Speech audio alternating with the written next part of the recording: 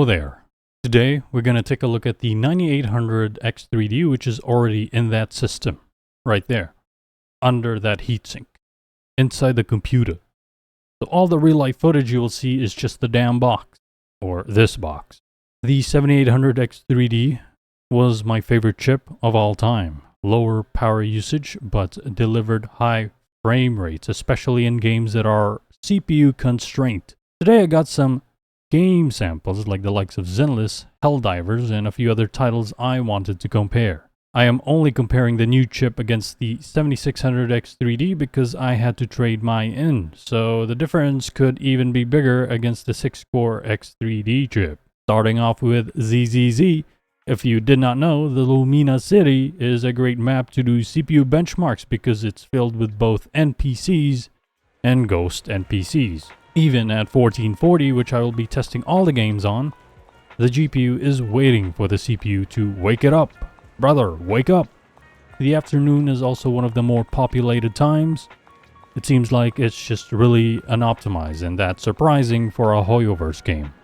Not really. Almost up to a 40 FPS difference between the two chips, which is kind of crazy. Helldivers 2 is also a CPU heavy game once you start seeing bugs pop off with their own stratagem, also known as bug breaches.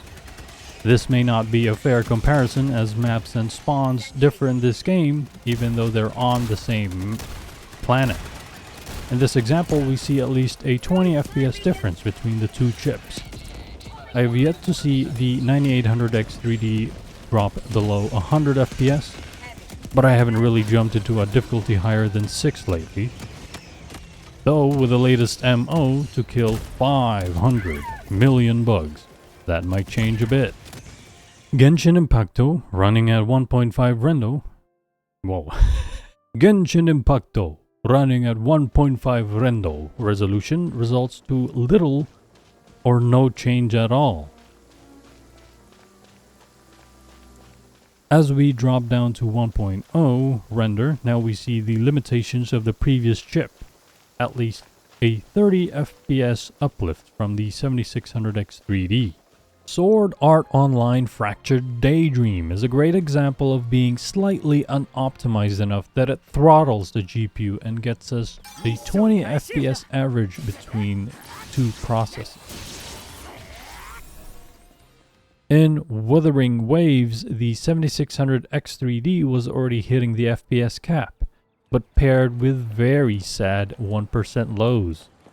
Still a stuttery mess on the 98X3D, but a higher 1% lows, I guess. So, the average increase I got from upgrading to the top of the line chip ranged between 20 to 30 FPS in CPU-bound scenarios, and that's in 1440p.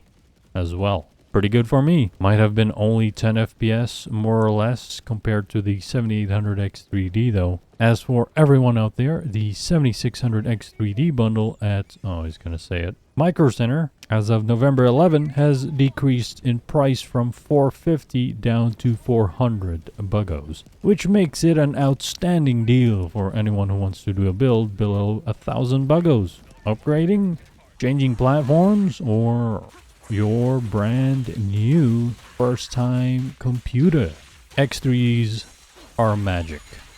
Trust me, bro. The 9800X3D is really only worth it if you play a lot of unoptimized games, indie games, or games involving unlimited NPCs and players at the same time. If you do also a lot of rendering, maybe 50% of your time, it's pretty good at that too.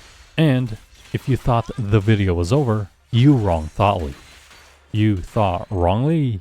This is the very first X3D chip that can be overclocked, meaning you can boost the clocks higher than factory settings. And that's what I did. Just a simple -20 curve and +20 MHz offset under the PBO settings. Zenless actually sees an average uplift of around 5 to 10 frames per second in laggy city.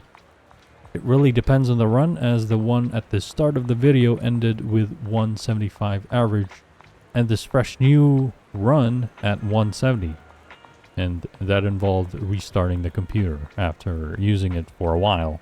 So, I don't know. But I honestly thought there would be zero uplift. The potential here is kinda nuts. Anyways, that's all from me. Next video about the 9800X3D will most likely be a grand amount of benchmark runs, or just the results of power limiting the chip. Thanks for watching, and I hope you have a good one.